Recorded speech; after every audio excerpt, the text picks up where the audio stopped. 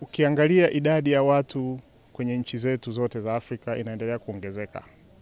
Lakini maeneo yetu bado ni yale yale.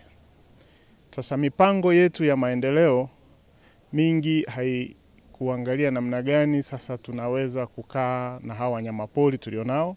Wakati huo tukiwezesha wananchi kufanya maendeleo yao ili waweze kujikimu. However, efforts to conserve elephants across the continent have continued to improve every year, according to conservationists in the field of conservation.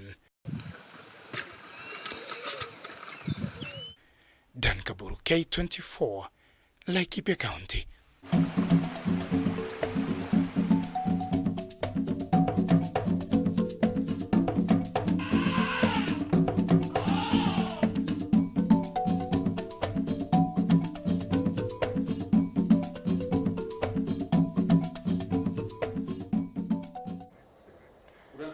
Well, from that we take another break. Coming up is sports news. Do not miss.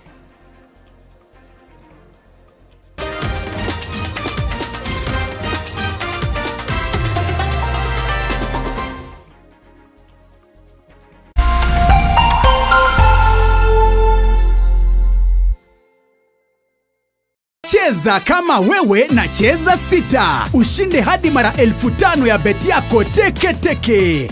Yes, and it's that simple. Dial *675#. Cheza na 6 numbers kati ya 1 hadi 6. Weka bet amount yako kutoka shilingi 50 tu. Ushinde hadi mara 1500 instantly. Cheza kama wewe na cheza sita. Na upate nafasi moja kati ya 4 ya kuwa mshindi. Dial *675# to play now. Over 18 only. Gaming is addictive. Play responsibly. This message has been authorized by the BCLB.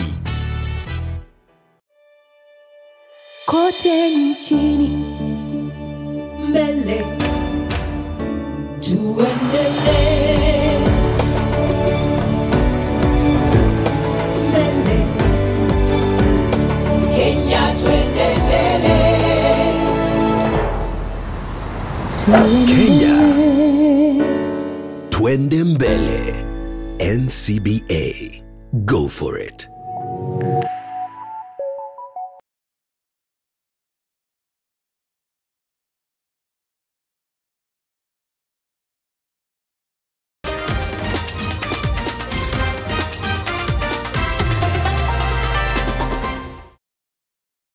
Welcome back to the broadcast. Now, before that, sports news. Well, just one more update. Did you know of the Luya tribes that bury their dead in a sitting position? Yes, you heard right. The Balunda clan and Bakibe sub-tribe of the Batura clan have practiced this for ages. Our reporter John Makuba joined the burial ceremony of the Bakibe clan and filed the following report. Now, watapumzika kutoka taabu zao. This is the burial ceremony by the Bakibe sub-tribe from the Batura clan, who are based in Mungre sub-location, Hasoko ward, Bumula sub-county, in Bungoma county. Everything seems normal, from the speeches to the church service, but this community buries the dead while in a seated position. It is alleged that while the ancestors were migrating from Tereki in Vihiga County, they were met by heavy rains which forced them to suspend their journey. And their forefather, who was leading the migration, decided to take a nap at an anthill while seated. And when the journey resumed, the young men went to check on the leader, only to find him dead in a sitting position. Na huyu mzee alikuwa anaitwa mzee mtoto. Alikuwa mzee mkongwe. Na mvua ilikuwa inakuja na amechoka. Na hao walikuwa na ng'ombe. Sasa wakaanza ambia ukimbia na kuchukua mzee wakaweka kwa hiyo ant hill. Situ ulo. Sema shao boka. Wakamkalisha pale. Sasa vilinyesha ikanyesha. Hao kaenda wakachikinga mvua. Kurudi kule napata mzee amekufa kama amekaa. And that is when the elders made a pronouncement that all men born from the Bahibe clan will be buried while in a sitting position, and they have been practicing this for ages now. Mtu wao kijua unaitwa Muhibe ama umesaliwa kwa damu ya Muhibe. Ukishika utakuwa ukishika ukiketi na ukiangalia penye tulikuwa tunatoka. Na tunapokaa ni sisi wanaume peke yetu, si wanawake. Ni wanaume tunayesikwa tukikaa, wanawake wanalala. Another community that practices the same is the Balunda clan. The Balunda clan is among the Bukusu sub-tribe, whose primary residence is in Bungoma and spreads to other lower parts of Busia, Kakamega and Trans Nzoia counties. Vivyo hivyo kwa mavazi meupe, nami nitalifuta jina lake kutoka katika kitabu cha uhai. For them, it meant that he, Mulunda, had gone to graze his livestock in the field. During the evening, the villagers saw cattle coming back home alone. So they began looking for the old man who had been in a poor state. The villagers soon found out the old man dead on an anthill. His children and friends decided to bury him where he died in his sitting position. Alipokuwa amekufa katika hiyo anthill, alilete ndoto kwa wale walikuwa ameenda, akawaambia ya kwamba mimi nimesikwa hapa kama nimekaa, sasa familia yangu yote wale wako nyuma watakuwa kisikwa kama wamekaa. So ni mambo yenye ilifanyika kimiujiza. Unlike the Balunda, whose coffin are made in a sitting position, for the Bahibe, from a distance, the coffin seems normal, but during burial, hinges attached to the coffin are removed, hence enabling them to bend it into a sitting position. Huwa tunashika tu Muhibe kama anakufa, anashikwa kama amekaa, ni mvulana, lakini akiwa msichana sisi tunamshika yetu kama amelala. Akilala.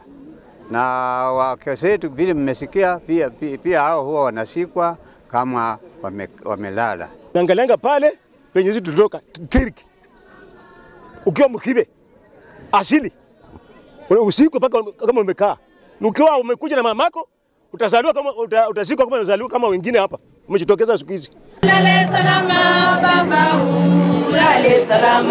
The church starts the journey to the grave, and here everything seems normal. Udongo kwa udongo, majivu kwa majivu,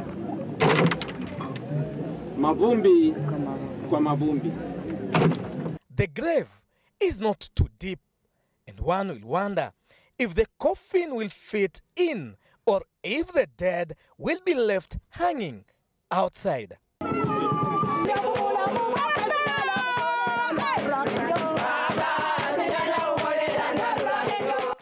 As the elders do their final rites to the dead, the choir is praising God for the time they spend on earth with the deceased. Kila wakati tunaenda alafu tunakutana, pengine watu wengi wanaanza kutusumbua. Sio kupenda kwetu, ni vile jamii ilianza. John Makuba, K24 TV.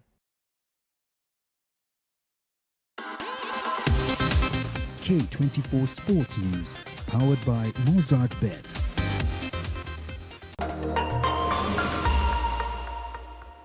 Gonga Jackpot. Mozart Super Grand Jackpot. Mita ni 200. Zamuni yako. Kuwa mshindi.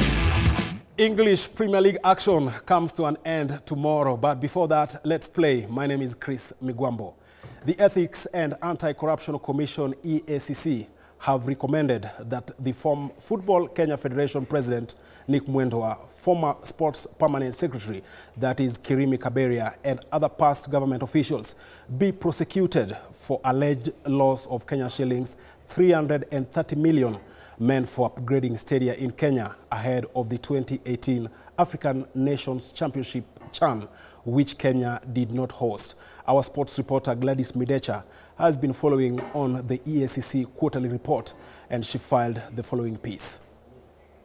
Football Kenya President Nick Mwendwa and former Permanent Secretary in the Ministry of Sports Peter Kaberia are among the officials whose names have been submitted to the Ethic and Anti-Corruption Commission and the Director of Public Prosecution for prosecution on allegations of corruption.